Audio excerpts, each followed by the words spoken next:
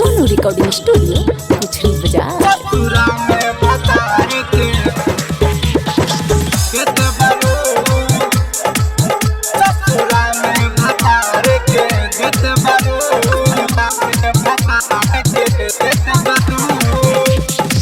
ससुरा गइलू गोरी हमके भूलैलू, ससुरा गइलू गोरी हमके भूलैलू। कबो हाले न चल हमार लेत बारू हारो जो भतार के देत बारू।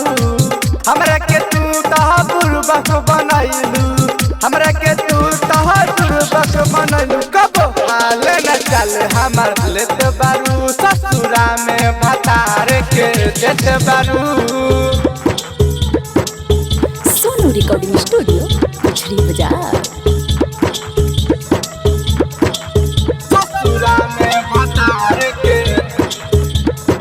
देत बारू, ससुरा में भतार के देत बारू, भतार के देत बारू।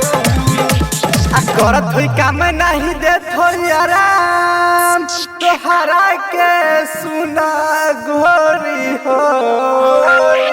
परती जहिया पर फसल बोरी, परती जहिया पर फसल बोरी। ओ कर तू खेत बारू हारो जो भतार के देत बारू।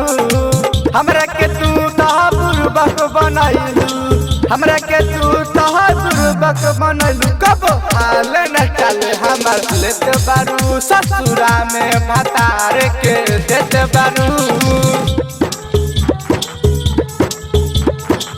सोनू रिकॉर्डिंग स्टूडियो पुछड़ी बाजार।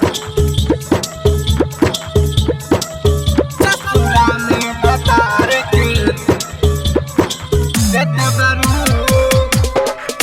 ससुरा में भतार के देत बारू, भतार के देत बारू। राइटर प्रिंस सच बात कहेले, सुना निर्भय धड़कन हो।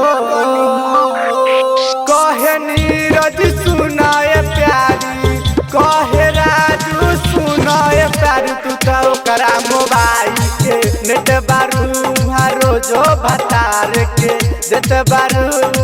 हमरा के तू तह बुरबक बनैलू, हमरा के तू तह बुरबक बनैलू। कब हाल न चल हमार लेत बारू ससुरा में भतार के देत बारू।